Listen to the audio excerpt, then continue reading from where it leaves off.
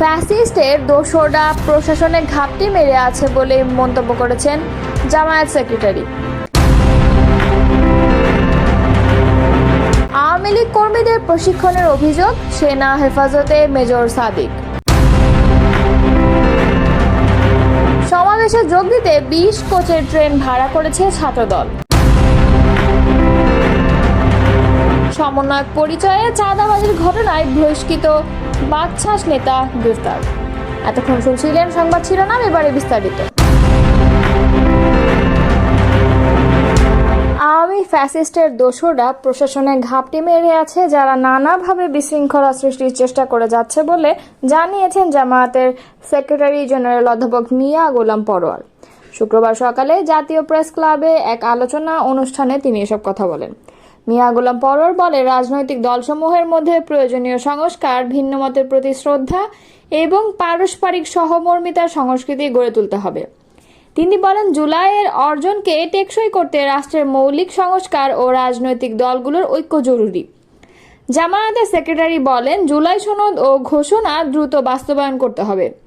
একই সঙ্গে অবাধ ও নিরপেক্ষ নির্বাচনের লক্ষ্যে লেভেল প্লেয়িং ফিল্ড নিশ্চিত করতে হবে। তিনি আরও বলেন, দলীয়করণ মুক্ত, দুর্নীতি মুক্ত প্রশাসন, বিচার ও সরকার ব্যবস্থা গড়ে তুলতে একটি ভারসাম্যপূর্ণ রাষ্ট্রীয় কাঠামো তৈরি করতে হবে, যেখানে নতুন কোনো ফ্যাসিবাদ জন্ম নেবে না। জামায়াত নেতা আরও বলেন, জুলাই অভ্যুত্থানের হত্যাকারীদের বেশিরভাগ এখনও গ্রেফতার হয়নি, তাদের আইনের আওতায় এনে বিচার নিশ্চিত করতে হবে। আওয়ামী লীগের কর্মীদের মেজর সাদিক নামে সেনাবাহিনীর একজন কর্মকর্তা প্রশিক্ষণ দিচ্ছেন বলে একটি তথ্য সামাজিক যোগাযোগ মাধ্যমে ও বিভিন্ন গণমাধ্যমে এসেছে। এর পরিপ্রেক্ষিতে মেজর সাদিককে হেফাজতে নিয়েছে সেনাবাহিনী এবং তাকে জিজ্ঞাসাবাদ করা হচ্ছে। বৃহস্পতিবার বিকালে ঢাকা সেনানিবাসের অফিসার্স মেসে আয়োজিত এক প্রেস ব্রিফিংয়ে সেনা সদরের মিলিটারি অপারেশনস পরিদপ্তরের পরিচালক ব্রিগেডিয়ার জেনারেল মোহাম্মদ নাজিমুদ্দৌলা এ তথ্য জানান। তিনি বলেন, মেজর সাদিকের বিষয়টি আমাদের নজরে এসেছে, যদিও বিষয়টি তদন্তাধীন। তারপরও আমি বলবো যে এরকম একটি ঘটনার সাথে কথা জানার পর তিনি সেনাবাহিনী হেফাজতে আছেন এবং তদন্ত চলমান। তদন্তে তার দোষ প্রমাণিত হলে নিঃসন্দেহে সেনাবাহিনীর প্রচলিত নিয়মে তার বিরুদ্ধে ব্যবস্থা গ্রহণ করা হবে। এ সময় গোপালগঞ্জের বিষয়ে ব্রিগেডিয়ার জেনারেল নাজিমুদ্দৌলা বলেন, গোপালগঞ্জের ব্যাপারটা নিয়ে অনেক কথা হয়েছে। প্রথম কথা, প্রত্যেকটা জীবন মূল্যবান, কোনো জীবনহানি ঘটুক তা আমরা কখনোই কামনা করি না। কিন্তু গোপালগঞ্জে যে ঘটনাটি হয়েছে সেটি দুঃখজনক, তবে সেটি কোন প্রেক্ষাপটে ঘটেছে, কেন সেখানে আইন শৃঙ্খলা বাহিনীকে বল প্রয়োগ করতে হয়েছিল, সেই ব্যাপারেও সরকারি পর্যায়ের একটি উচ্চ পর্যায়ে তদন্ত কমিটি গঠন করা হয়েছে। একজন বিচারপতিকে সভাপতি করে তদন্ত কমিটি খুঁজে বের করবে যে কিভাবে হয়েছে, কেন হয়েছে, প্রেক্ষাপট কী ছিল। আমরা সেই পর্যন্ত অপেক্ষা করি। তিনি বলেন, কোনো দলকে নয়, কোনো ব্যক্তিকে নয়, বরং যাদের জীবন হুমকির মধ্যে পড়েছিল আমরা সেটা বিবেচনা করেই গোপালগঞ্জে তাদের উদ্ধার করেছিলাম। এর আগেও আমরা একই কাজ করেছি, সেটা দলের পরিচয়ে মুখ্য বিষয় ছিল না। জীবন রক্ষার্থে এই কাজটি করা হয়েছে। আমি নিশ্চিত করতে চাই, সেনাবাহিনী আয়ত্তের ভেতরে আছে, কাছাকাছি আছে, সেনাবাহিনীর দায়িত্বের ভেতরে আছে। ওই সময় কারো জীবন বিপন্ন হবে, আমি মনে করি না আমরা চুপ করে বসে থাকব। এটা যে কারো বেলায় আমাদের অবস্থান একই রকম থাকবে। সিনিয়র লিডারশিপের নির্দেশনা একই লাইনে দেয়া।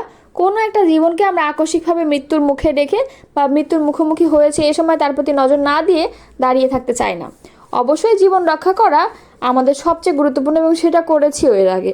রাজধানীর শাহবাগে আগামী 3 শনিবার ছাত্র সমাবেশের আয়োজন করেছে বাংলাদেশ জাতীয়তাবাদী ছাত্রদল। সমাবেশে চট্টগ্রাম থেকে ছাত্রদের আনতে 20 কোচের একটি বিশেষ ট্রেন ভাড়া করেছে ছাত্রদল। ট্রেনটি চট্টগ্রাম থেকে সমাবেশ শুরুর আগে ঢাকা এসে আবার সমাবেশ শেষে ঢাকা থেকে চট্টগ্রাম যাবে।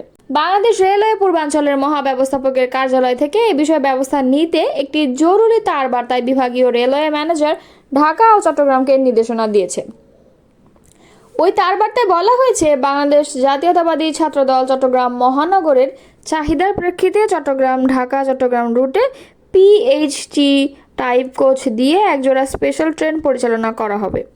আরও বলা হয়, ট্রেনে মোট কোচ থাকবে 20টি। এসব কোচে মোট আসন থাকবে 1126টি। ট্রেনটি গত 3 আগস্ট সকাল 7:15 চট্টগ্রাম থেকে ছেড়ে ঢাকায় পৌঁছাবে দুপুর 1:15 এবং ঢাকা থেকে সন্ধ্যা 7টায় ছেড়ে ট্রেনটি আবার চট্টগ্রাম পৌঁছাবে 4 আগস্ট রাত 1টায়। তার বার্তায় আরও বলা হয়, বিশেষ ট্রেন পরিচালনার আগে বিভাগীয় বাণিজ্যিক কর্মকর্তা চট্টগ্রাম রেলওয়ের বিধি মোতাবেক ভাড়া ও আনুষঙ্গিক সকল চার্জ আদায়ের ব্যবস্থা করবেন। বিভাগীয় পরিবহন কর্মকর্তা চট্টগ্রাম সময়সূচি অনুযায়ী রেক গঠন ও ট্রেন পরিচালনার ব্যবস্থা করবেন। এছাড়া ট্রেন পরিষ্কার পরিচ্ছন্নতা ও যাবতীয় পরিচর্যার ব্যবস্থা করতে, ইঞ্জিন ও ক্রু সরবরাহের ব্যবস্থা করতে, ট্রেনের পাওয়ার কার ও বৈদ্যুতিক সরঞ্জামের ব্যবস্থা করতে এবং প্রয়োজনীয় নিরাপত্তার জন্য ঢাকা ও চট্টগ্রাম থেকে RNB'র ব্যবস্থা করতে সংশ্লিষ্ট বিভাগকে ব্যবস্থা নিতে বলা হয়েছে। বৈষম্য বিরোধী আন্দোলনের সমন্বয়ক পরিচয়ে গুলশানে 50 লাখ টাকা চাঁদাবাজির ঘটনায় সাবেক গণতান্ত্রিক ছাত্র সংসদের কেন্দ্রীয় আর এক নেতাকে গ্রেফতার করা হয়েছে। গ্রেফতার হওয়া যুগ্ম আহ্বায়কের নাম যেন আলম অপু। এই ঘটনার পর তাকে দল থেকে বহিষ্কার করা হয়। শুক্রবার বিএনপির মিডিয়া ও পাবলিক রিলেশনস বিভাগের উপ পুলিশ কমিশনার মোহাম্মদ তালেবুর রহমান এই তথ্য নিশ্চিত করেছেন। রাজধানী ওয়ারী থেকে ডিবি পুলিশের একটি দল তাকে গ্রেফতার করেছে বলে জানা গেছে। এর আগে গণতান্ত্রিক ছাত্র সংসদের সেল সম্পাদক মাহফুজুর রহমানের দুটি পৃথক বিজ্ঞপ্তিতে জানানো হয়, বাংলাদেশ গণতান্ত্রিক ছাত্র সংসদ গভীর উদ্বেগের সাথে লক্ষ্য করছে যে কতিপয় ব্যক্তি সমন্বয়ক পরিচয়ে চাঁদাবাজি করতে গেলে সেখানে বাংলাদেশ গণতান্ত্রিক ছাত্র সংসদ, কেন্দ্রীয় সংসদের যুগ্ম আহ্বায়ক জানে আলম অপু ও কেন্দ্রীয় সংসদের সদস্য আব্দুর রাজ্জাক বিন সুলাইমানের সরাসরি সম্পৃক্ততার প্রমাণ পাওয়া গেছে। গঠনতন্ত্রের ধারা 3.1 অনুযায়ী সংগঠনের ভাবমূর্তি ও শৃঙ্খলা পরিপন্থী কর্মকাণ্ডে জড়িত থাকা এবং চাঁদাবাজির সঙ্গে সরাসরি সংশ্লিষ্টতার সুনির্দিষ্ট প্রমাণ প্রাপ্তির পরিপ্রেক্ষিতে কেন্দ্রীয় সংসদের আহ্বায়ক আবু বাকের মজুমদার ও সদস্য সচিব জাহিদা হাসানের নির্দেশনায় জানে আলম অপু ও আব্দুর রাজ্জাক বিন সুলাইমানকে বাংলাদেশ গণতান্ত্রিক ছাত্র সংসদের সব পর্যায়ের দায়িত্ব ও সদস্যপদ থেকে স্থায়ীভাবে বহিষ্কার করা হলো। একই সঙ্গে আইন শৃঙ্খলা বাহিনীকে বাংলাদেশের প্রচলিত আইন অনুযায়ী ব্যবস্থা গ্রহণ করতে বাংলাদেশ গণতান্ত্রিক ছাত্র সংসদ অনুরোধ জানায়। বহিষ্কারের পর নিজের অবস্থান ব্যাখ্যা করে ফেসবুক স্ট্যাটাস দিয়েছিলেন জানে আলম অপু। তিনি লেখেন, প্রথমত আমি গ্রেফতার হইনি, দ্বিতীয়ত আমি কোথাও চাঁদাবাজিও করিনি। আজকের গুলশানের ঘটনায় আমি প্রত্যক্ষ বা পরোক্ষ কোনোভাবেই জড়িত ছিলাম না। মামলার এজাহারে বাদী ছিলেন গত 17 জুলাই আসামি আব্দুর রাজ্জাক রিয়াদ ও কাজী গৌরব অপু। নিজেদের সমন্বয়ক পরিচয় দিয়ে বাদীর গুলশান 2 এলাকায় বাসায় হুমকি ধামকি দিয়ে 50 লাখ টাকা ও স্বর্ণালঙ্কার চাঁদা দাবি করেন। অপারগতা প্রকাশ করলে তাকে আওয়ামী লীগের ও স্বৈরাচারের দোষর আখ্যা দিয়ে গ্রেফতার করানোর হুমকি দেন। সেই ভয়ে তাদের 10 লাখ টাকা দেন। পরে 19 জুলাই পুনরায় বাকি 40 লাখ টাকার জন্য হুমকি দেন। এরপর 26 জুলাই চাঁদা নিতে এলে গুলশান থানা পুলিশ তাদের আটক করে। এর মধ্যে থেকে কাজী গৌরব অপু নামে একজন পালিয়ে যায়। গত শনিবার রাজধানী গুলশানের সমন্বয়ক পরিচয়ে আবু জাফর নামে একজন অস্ট্রেলিয়া প্রবাসীর বাসা চাঁদাবাজি করতে গিয়ে হাতে নাতে ধরা পড়েন 5 জন। তারা হলেন আব্দুর রাজ্জাক বিন সুলাইমান, ইব্রাহিম হোসেন, মোহাম্মদ আমিনুল ইসলাম এবং সাদমান সাবাদ। রিয়াদের নেতৃত্বে চাঁদাবাজির ঘটনা ঘটে।